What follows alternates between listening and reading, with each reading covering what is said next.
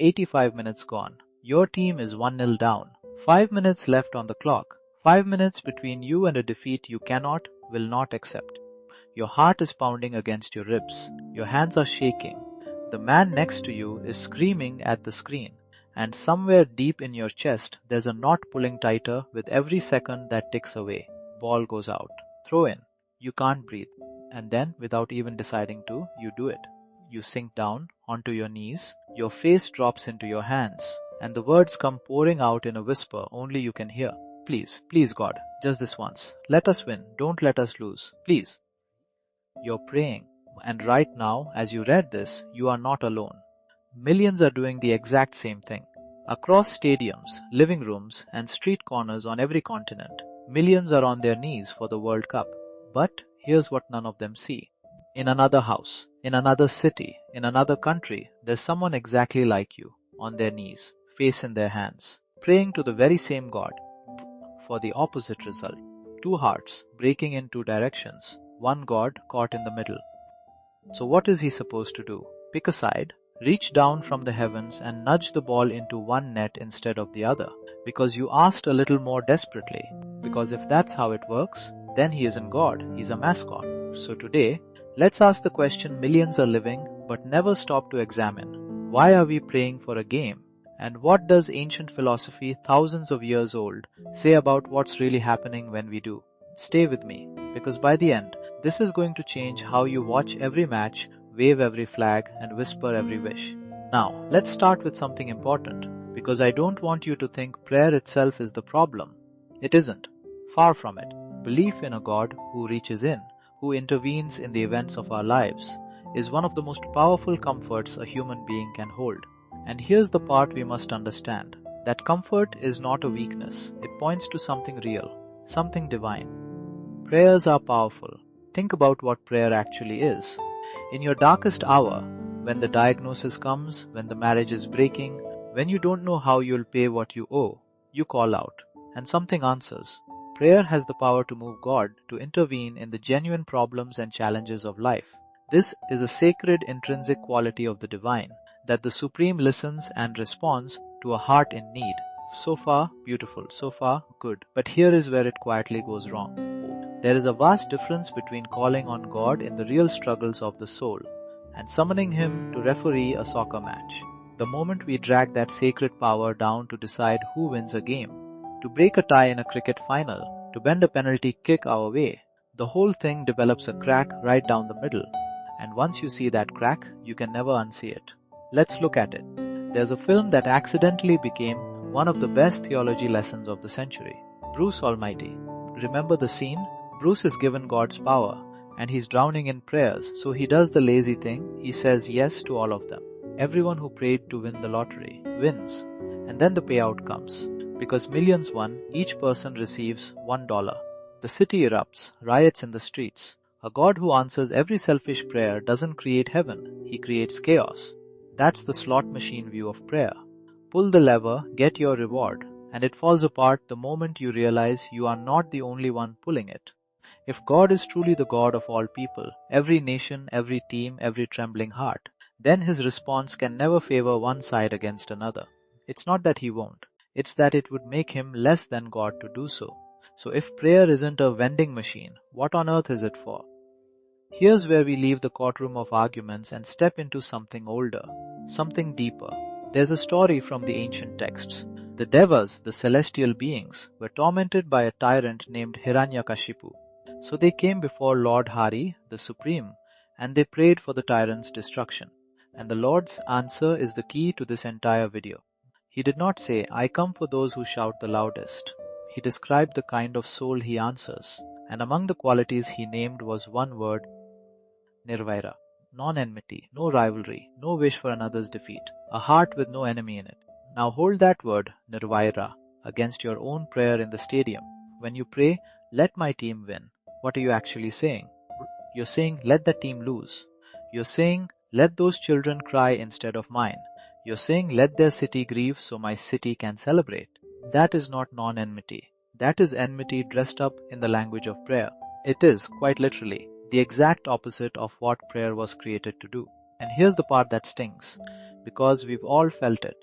When the rival team loses, when their star striker misses, when their captain drops the trophy, something small and warm lights up inside us. Flicker of joy at someone else's loss.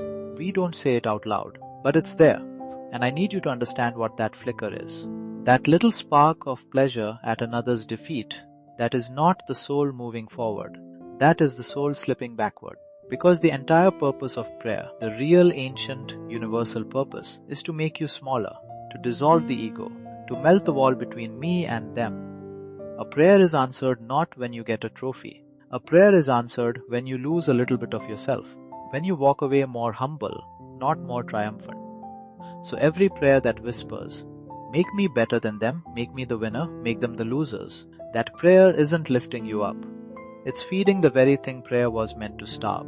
Now, before you think I'm telling you to switch off the match and become a monk on a mountain, stop.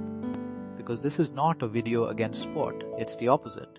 Play, run, sweat, compete, support your side, cheer your heart out, be part of the crowd. Sport that builds your body, sharpens your discipline, and brings people together is a gift. The line is simple. Sport that strengthens your body is a blessing. Sport that hollows out your peace, that has you screaming at strangers, hating other fans, losing sleep over a result you cannot control, that is a thief. So stay in the game. Just don't let the game get into your soul. Participate, stay fit, and keep your heart free of enemies. Now I can hear the real question forming. But what about my motherland, my country? Doesn't loving my nation mean wanting it to win? Does spirituality have no room for patriotism? It has enormous room for it. Let me be clear about this. Love your motherland, serve it. Be grateful to the soil that fed you, the culture that shaped you, the people who carried you. Uphold its integrity, protect its dignity. But here is the difference between real patriotism and the cheap kind. And I want you to feel this difference in your bones. Cheap patriotism shouts, real patriotism shows up, throwing slogans, fanatic chanting, humiliating other countries when they lose, showing off when yours wins. Sitting behind a screen as a keyboard warrior, defending the nation in comment sections at 2 in the morning, let me tell you what that really is. That is not love for your country, that is your ego wearing your country's flag as a costume.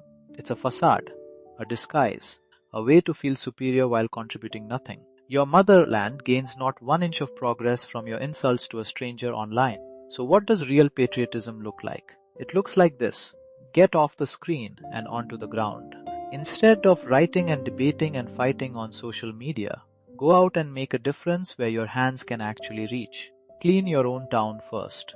Look after the small things in your control. Don't litter. Pick up what others dropped. Clean the rivers that gave your ancestors water. The macro is fixed by people who first mastered the micro.